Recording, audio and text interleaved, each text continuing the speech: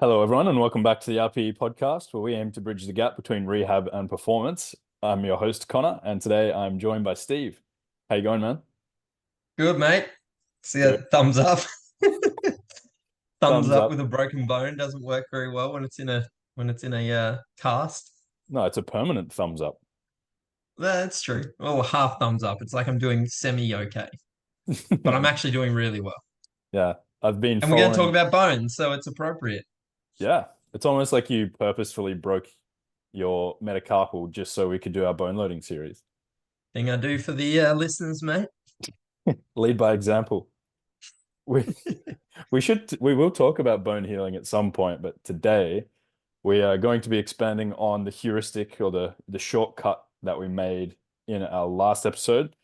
So if you haven't checked that out, make sure to check it out, or at the very least, check out the little attached um, table in the description that we put, because that's kind of a summary of everything that we spoke about. But yeah, that'll be useful for today's podcast, which we're going to be doing something slightly different. We haven't done this before, but I think it's going to be super useful, practical, and will kind of bring together everything that we've talked about on the podcast so far, minus like a couple of niche topics like Jess's podcast. But Hmm. the rest of it, it will probably bring it all together. So yeah, Well, I reckon the aim of this is to give the listener a bit of an idea of how we would rationally go through making a program for a person coming to see us. We'll go through a bit of a scenario. mhm. Um, The cool thing with any of this type of stuff is and something that like when I explain, say to my students is like you if you got me on tomorrow, or if you get me on in an hour's time or something, the program would likely look slightly different. But it would all be like the same underlying principles or anything that drove it. So there is no like one right answer for this, but it's going, hey, as long as it kind of meets the fundamental underlying principles, which yeah, in second year subject in uni, they kind of hate because they're looking for like one right answer, but that's not kind of what programming is, right? It's kind of designing something and then having things to check back in to make sure that it's doing the desired thing. And if it's not, then you adjust based on the principles again. So yeah, it'd be interesting to see what we come up with.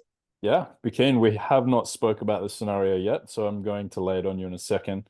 But yeah, this would just be one of the options that you could do for something like this. So again, if you randomly get a person who fits this exact mold, which might be kind of common, yeah, I wouldn't just like apply this program to them. Like still do you do due diligence and go through it like that.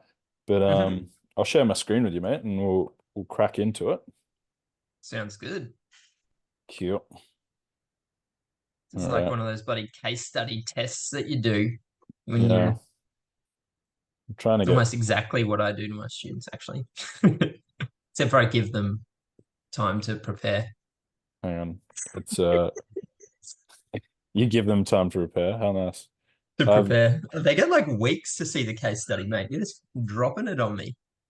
Just well, dropping it like it's hot. it is hot. It is hot off the press. I've invented this case no more than Nice. like 8 weeks ago. Come on, just drag across for me. There we go. Now we're Yeah, good. Sorry sweet. about the I can see delay. it. Cool. You No, can no, see you're it. right. Yep, I can see it. All right. So scenario is a 45-year-old female comes into the clinic. She has heard that exercise is good for her from a friend who has osteoporosis. She hasn't had any testing done for her bone mineral density, however. She works as a teacher at a primary school and enjoys tennis and walking with her friends. She wants to maintain or improve her bone density as she is perimenopausal and heard from her friend that exercise can help. She does not have a gym membership or equipment at home and plays tennis on Wednesday afternoons. She walks for 40 minutes each morning before school. She would like an easy to perform program that doesn't take more than 10 minutes a day. So, Cool. That's where do you good. think?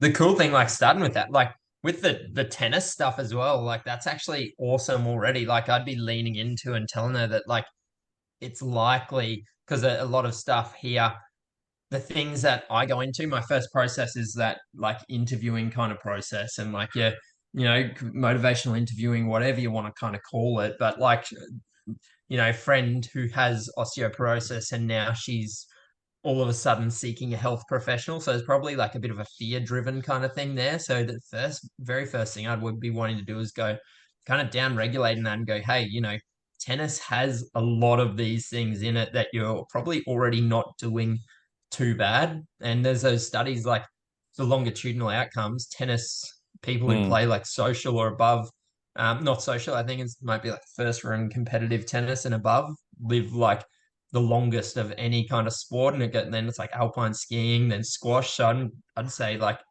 hey, tennis already, you're doing well to look like you're going to be living a long and healthy life and not need to be concerned about a lot of these things because you've got agility, you've got bone loading. So that would be a first thing because I'd be wanting to go motivators. What's mhm. driving someone to this? And because we know that like we need to find their why right to be able to engage them in the program. And that if they kind of don't like doing gym, but they're thinking, oh, geez, I have to, otherwise I'm going to die. Well, Mhm. then that's kind of a good thing for me to know. Mhm. So So that's like where my head just goes almost straight away before I'm designing a program. yeah, awesome. So taking the person's entire context and why they want to do, what their actual goals are, and what might drive the underlying things that might drive their goals. So Yeah. And if then we're I'd, go on. oh, sorry. And then like with that tennis, I'd be leaning into like, if she's doing something that is already doing a lot of these things, what does she enjoy about it? Like, is it the social kind of part of it? So in which case, program I'd be wanting to maybe do that.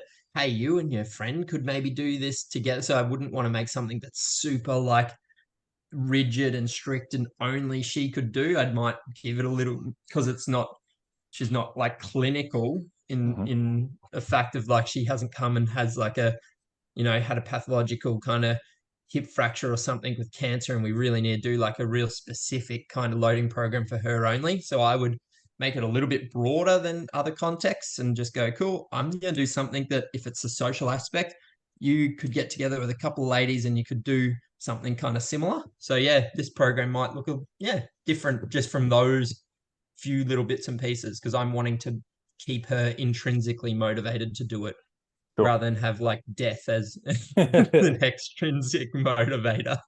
I think the other thing that you would probably realistically talk with her about is, does she actually need to do anything extra? Yeah, 100%. Yeah, Or I'd what's say, hey, we can add these things into, because I don't know what your tennis looks like, but what we could do is just at the very start of tennis, just before you go, if you guys do, you know, 3 sets of X, Y, Z, done, then you just play your tennis. She's only playing once a week. Maybe I'd mm, say, hey, it's probably worthwhile because we know Bones, every 6 hours they're kind of ready to go again. But, she doesn't need to be doing it every 6 hours. But I'd say, hey, maybe like a couple more days a week, 3 days a week, if you could do these other extra things. But on one of the days, just add it onto your tennis day and then you're good to go. perfect. So we're looking at a frequency of like maybe 3 times a week to start with for this lady. Yeah. Yeah. Yep. Cool. Yep. We'll put that in. So just for the listener, I will be typing up the program as we go, just so like you've got something to refer to. But yeah, we're just going to be going through and pretty much rationalizing why we're doing what we're Cool. doing, which is what we've done so far. So we reckon 3 times a week. Yep, around a 3 times per week frequency, I reckon. And one of those, I reckon we're going to tie on to something like her tennis because she only wants to go for 10 minutes. It could be actually a really nice warm up for tennis. And then it might actually just be something that she can habit stack on because rather than having to start a new habit from scratch that has nothing, if it's just added onto a habit that she's already doing, that will, even if it's on that one day, it might become a norm that then it becomes easier to just do that thing again on other days because that thing isn't this esoteric, brand new, novel kind of thing. It's something that she already has tied. So she's like, oh, I could tie that to just before I go and clean my teeth for bed on another day, or you know what I mean? Mhm. So I'd probably go, hey, first day, we're going to try this just before your tennis. Perfect. Cool. So if we assume she plays tennis and she's like pretty active, she can run, she can jump, all of that kind Yep. of stuff. She's probably getting some bone loading, and we don't, like we mentioned on the last podcast, we don't want to give her something that's a waste of time, also, something that's like Mm-hmm. so easy that she's probably not going to get any sort of Yep. adaptation. So, with that in Well, that's mind, right, because it has to be above that kind of zone. Her homeostatic kind of zone of loading is probably like walking and that type of stuff is going to be well below it. Like she is going to need things that are specific kind of jumping. The only thing maybe like she might have a one arm that is getting a little bit more of that internal muscle torque created bone loading than the other arm. So, I would probably make sure that we're definitely getting some upper limb stuff in there. So Mhm. that's kind of a one thing I kind of like to do at the top is almost of these programs, put like a goal and be like, okay, we know that tennis is big. We know that like, her homeostatic zone, things like walking, calf raises, that type of stuff probably won't be enough that's above her normal zone to stimulate things. So we're going to be looking at probably we need upper limb, definitely would be something that we'd be Mhm. wanting to get some bone loading stuff into, especially we know, fushers like I've had here. Too much loading But too quick, mate. yeah, yeah, yeah. So that like with our Colles fractures and all those types of things is important. And then I'd be going kind of, we want probably some sort of jumps and some sort of like deceleration because we can tie it into like tennis kind of work, you know what I mean? So, and Mhm. because in total, we just need things that are over like that 3 times ground reaction force or like 85% 1RM. We're probably, I don't know, in this circumstance, would maybe say the only thing that would go like weightsy wise, as in getting the bone loading through weights, might be the upper limb stuff. Yeah, Maybe we just like something in the direction of push ups or whatnot. But cool. yeah, realistically, the lower limb stuff we can probably get through like more just like, you know, jumping, running, those types of things. Cool. Yeah, I agree. I Cool. think with the one thing that's tempting, especially with like a tennis player or when anyone comes in and they've got osteopenia or osteoporosis or something like that, the upper limb tends to probably get neglected. Yep. A lot of people have like femoral neck and lumbar spine scores in their Z scores and things like that, and we forget about the distal Yep. radius. So yeah, Hmm. the fact that we've already mentioned that she's going to be using both her arms for bone loading purposes as well. I think that's awesome. So, do we want to start Cool. with, in terms of order of exercise, do you think it matters whether she does jumping before kind of a push up or a push up after jumping? It's not for like a performance program, so I wouldn't worry like crazily. I would probably just err in the side of she's already probably there standing up and I would probably go some sort of jumpy type thing. Cool, me too. And maybe I'd have like something that they could do like, as a bit of a goal, like setting, there's those research on if you can jump about 75% of your height, you're doing pretty well, you know what I mean? So For a like broad maybe jump, I'd that say is. like, yeah, broad jump. So yeah, maybe I'd have like a bit of a goal there eventually. But I'd maybe not even start off with like a broad, I'd start off with something like a pogo or something, Hmm. just with you kind of getting going. Yeah. So Cool. good pogo jumps. Pogo jump. Are we Yep. thinking that's going to be a pretty big stimulus for her? It's just going to be, or a pretty low level stimulus for her? Yeah, probably lower level than your things like your broads and that, where you're going to be creating like higher ground reaction forces. So I'm thinking like it's you're probably thinking 2 to 3 times, maybe 4 times ground reaction forces, depending on how high and how quick. But Hmm. she doesn't have to be doing heaps as well. Like you could even if you wanted to, if she likes skipping and her friends like skipping instead of pogo jumps, they could get a skipping rope and go. So it really something that's like bilateral and just small amplitude popping. So yeah, 2 to 3 sets, kind of, 10. 10-ish reps. Yep. Yep. Yep. What Nice. what are we going to tell her to think about while she does it, or do we have any specific cues we'd give this lady? Um, I'd just get her to like be trying to think about like slapping the ground or something, because that way you're getting like rather than they're there on their or like, sometimes I tell people, rather than being that picture in their head of like a dressage horse, it's like clip, clop, clip, Yeah, and like okay. the opposite of that. I want you to kind of have your toes of sky and like slapping the ground rather than just because otherwise they kind of are just almost doing a tiny little bit of a tiny off the ground calf raise and they're really absorbing most of the force and most of the force is coming via internal bone loading, which we still know from the running literature. A lot of our tibial kind of stresses do come from the internal muscle torques loading the bone, trying to bend it. So it still would work. But Hmm. yeah, I would go like slap the ground, something like that. Cool. So first exercise, pogo jumps, 2 to 3 sets of 10, nice and loud, slap the ground, frequency 3 times a week. Yep. And Cool. maybe like I would almost, depending on like how, 10 minutes, she could like superset some stuff. She doesn't love like you do this, yep. Maybe like a you go, I go thing with her friends or whatever at home. And maybe you can do that with you got then maybe a push up or something. Cool. So push up, and she can do kind of whichever she can do on the toes, she can do on the knees, she can do on a bench, whatever. And we do have the research to say that so like, on your toes is something like 63% of body weight. On your with your feet elevated was like 70 something percent of body weight.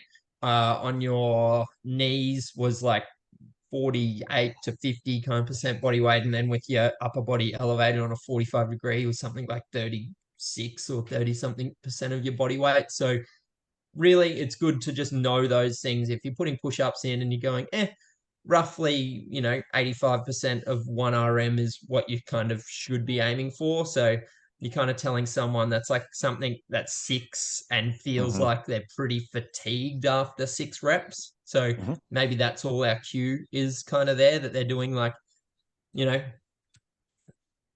yeah, they're doing probably 4 to 8 reps, something like that. And they want to Yep. be pretty well only like 1 to 2 reps in the tank. 1 to 2 reps in reserve. So for that one, we've put push up, 2 to 3 sets, 4 to 8 reps, 2 reps in reserve.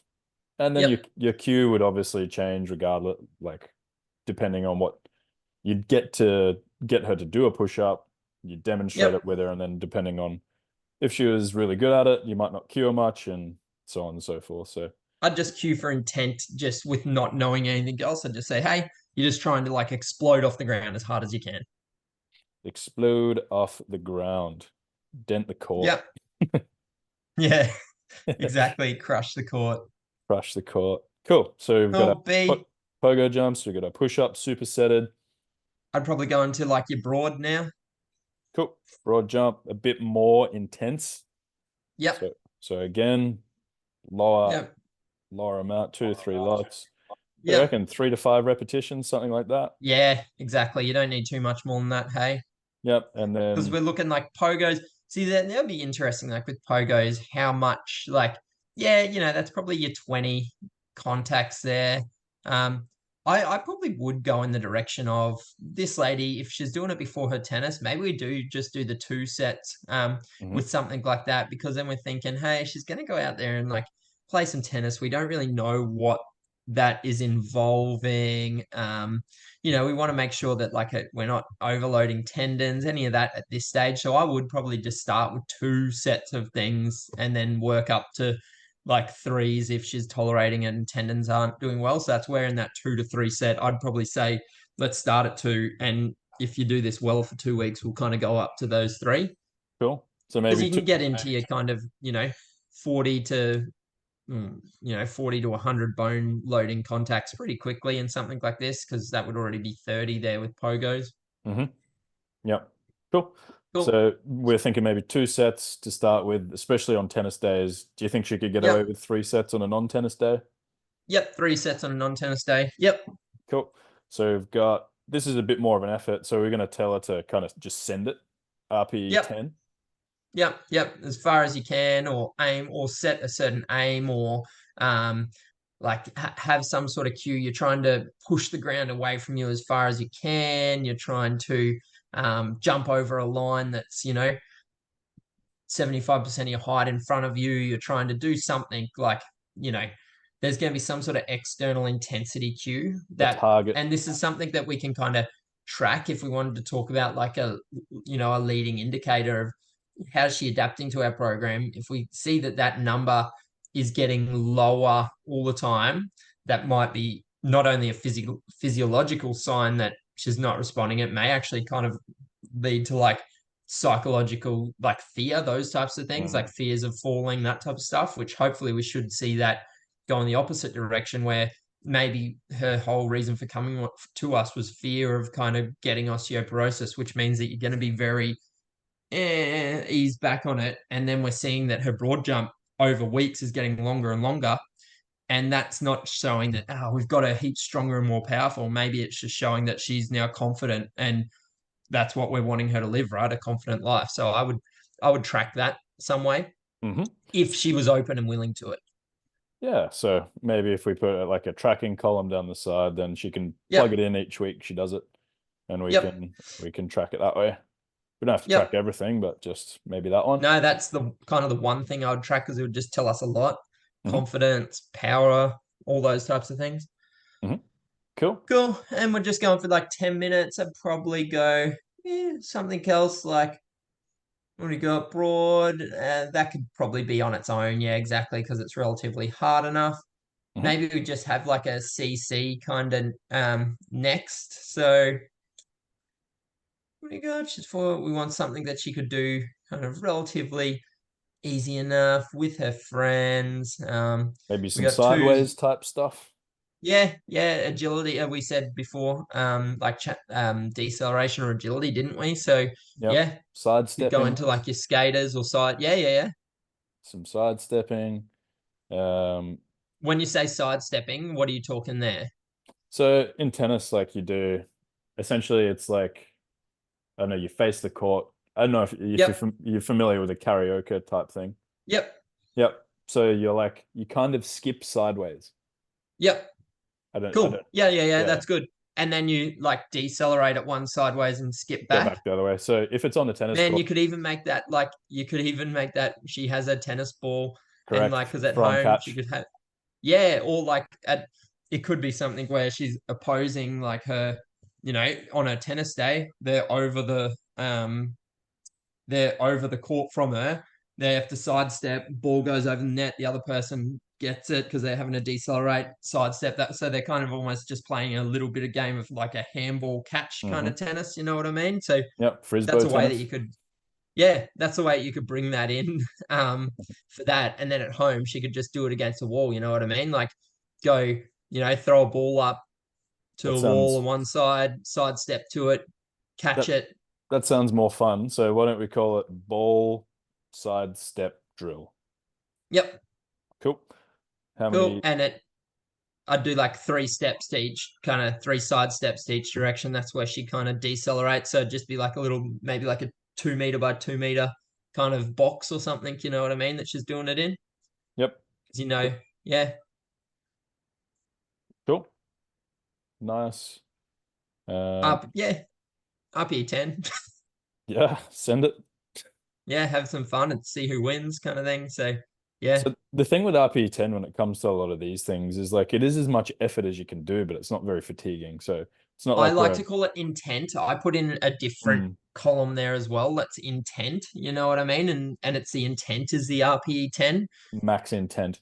Well, why don't I put Yeah, that in max there as intent. well? Max intent. Yep, We've got load slash reps and reserve slash RPE in one column for those following yep, along. Max intent. Cool. cool. Any And cues would just be like, don't drop the ball. Get yeah, to the yeah, ball. and like a hard decent like a hard stop at each side. So you're really thinking like you're trying hard stop into that like lateral deceleration. Stop fast or something. Yep. or Cool. or like bounce out quick or something like that, like stop fast and bounce out quick, you know what I mean?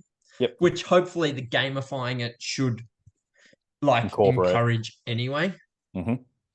Cool. And then for her to kind of superset with this is probably going to be the last thing she does.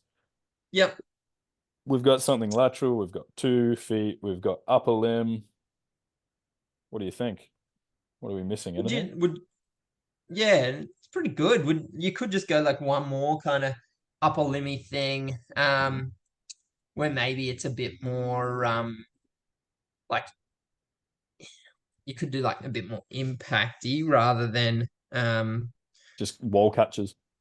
yeah, wall catches, or you could do kind of someone getting off the ground like from back or any of those types of things that give someone like a bit of confidence. So it's like you get up off the ground as quickly as you can and at however you can, because they're going to be kind of pushing up relatively hard, whether it be from your belly or from your back or those types of things. So they're having to kind of create some load and some force into the Mhm. ground. Get ups, we'll put it. Yeah, get ups.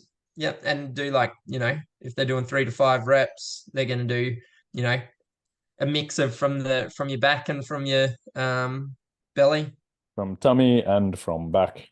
Cool. Yep, I nice. reckon I reckon she'll be lucky to get that done in 10 minutes. But Yeah, yeah, yeah. should Maybe we don't even need to get that like last C in there. yeah. That's maybe we'll Yep, put that as an optional for her yep. if she's having a lot of fun with it. Cool. Cool. So I think let's kind of summarize how many contacts we've got here, because it is easy to kind of build up the contacts and see if we think we've met minimum effective Yep, dose or not. yep. So if we're expecting that to be 20 to 30, then that's for the first one. And the second one, here's a question for you, That Steve, doesn't actually. that doesn't count as like your lower limb contact. No, no, Yes. So 100%. It's kind of loading that area, and because that's not even a. If that were like an overhead push press or something, I would be counting that towards like spinal kind of loading. I'd be saying, hey, if the person came to me and they had a low kind of Z or Z or T, which one's the more like you versus your own population? One's versus your own population, and one's versus the like a healthy 20-year-old kind of thing. yep. But I can't remember either off the top of my head, but yeah. But if they came in with a load that and it was at like the spine or something, then and we did jumping and we were also doing things like push presses or push jerks, those type of things, or snatches, then I'd be counting all those contacts to that specific pathological area, and I'd be looking at it like in relation to that a little bit more. But no, I'm not yep. Cool. So we're counting gonna push up as that's an upper limb dosage it's trying to get. You good? yeah, yeah. Cool. I think you cut out Yep. on my end there. So Cool. I think you were just saying essentially your upper limb and your lower limb dosages will be separated in your total contact. Yep. Yep. Cool. Yep. So let's just Yep. count the lower limb. But So you do so when I talk about this, say with plyometrics or whatever at school. So we're looking at talking about things for that particular area, but for the whole system, what the system is having to tolerate, you also have to take that into consideration, right? Because it's not like, oh, I can split it out so that way I'm going to get like 100 upper limb contacts and 100 lower limb contacts, and the body's only seen 100 contacts. No, the whole like your neuroendocrine, immune responses, cardiovascular responses is going to be an adaptation to 200 contacts. So that's where, for a system level, I do combine them together and go, like, bioenergetically, this system has had to deal with the demands of everything, but from a specific kind of pathological goal level, I break it down. cool. So I'll just count them quickly. Upper limb, we've got I'll count the max. I'll do the max amount Yep. for us. So 3 lots of 8's 24. And then a get Yep. ups, 3 lots of 5. That's 39 total. Sweet. Cool. So about We're 40 over the contacts. 30, 60, or I think even 20. You said. Yeah. And then for the lower limb, we've got 30 plus 15 is 45. And then we've got the 3 by 3, which is 9-ish. So again, we've got about 45-ish there. Yep. So then from a system perspective, we've got about 84 contacts. Yep. Cool. Plus she's playing tennis afterwards, so she'll get a bit extra flair Yep. from that. And Cool. that's where that would be the maximum. Like that's her on her non-tennis days. On her tennis days, it's going to be that touch less than that. Remember initially. Yep. Yep. It's going to be the lower end of that. So 2 sets instead of 3 sets. Perfect. Cool. Anything to add to this lady's program or anything else you think we need to talk about there? No, I think it's good because we initially just went in, found out a little bit more about her why as to why this is happening, and then you try to um, target that, but also make it so that it's going to have more of an intrinsic motivator. So something's just going to be intrinsically fun. So we lent in the direction of let's kind of make it a little bit tennisy because you're doing your tennis kind of stuff and something that you might be able to do with your other tennis kind of peoples. cool. And so then we just designed it based off that. So I think and we kind of had a bit of a goal that we don't want to forget the upper limb, Hmm. and that we want to, yeah, make sure that she can do things where she's decelerating, and something that we can track. So I think that's pretty good. Yeah, fun, social, evidence-based, strong bone loading program, 10 out of 10. Yeah, And plenty of yeah, RPE 10 in their work. So nice. we're not treating her like a fragile 45-year-old lady who has weak bones. We're telling her to Yeah, send it. yeah, 100%. And getting to do things like getting up off ground from your back, It's things tough. like that. If you haven't done it for a while, like, they can be fun and actually remind you like how important these kind of skills are. I remember as a kid, like we used to have to do it on the tennis court, and I'd always end up with like I was a skinny kid. All of my like spinous processes on my back would have like court rash. It's like, ugh. Yeah. So maybe she can put a pad down or something. Yeah, yeah, she can put a mat in. Put a mat down. Nice. Great. Okay. So hopefully for the listeners at home, that's nice pragmatic example, practical of how we would go about putting together a program for someone who would like to improve their bone density in a relatively short period of time. Pretty straightforward program as well, um, with heaps of Didn't need nuance any built in. TheraBands, didn't need anything extra. Where's the Bozu, mate? Yeah, true.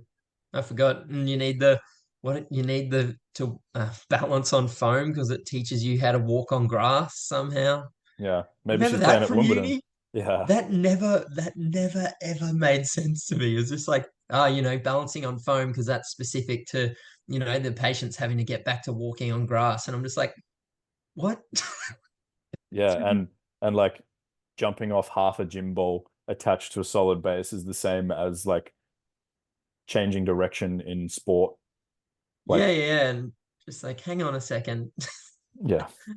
This is not the specificity principle here. I don't know what that principle would be. The make myself feel important as a healthcare practitioner principle, I think. Yeah, Yeah, 100%. cool. So hopefully you guys find that useful. We'll probably do another one of these as well for a bit of a different scenario to give you a feel for, yeah, a different take, a different ideas on what we might do for someone different. So keep an eye out for that one. But thank you for sticking around listening to that one. Hopefully not an RPE 10. And yeah, thanks, Steve. We'll see you soon. See you, mate.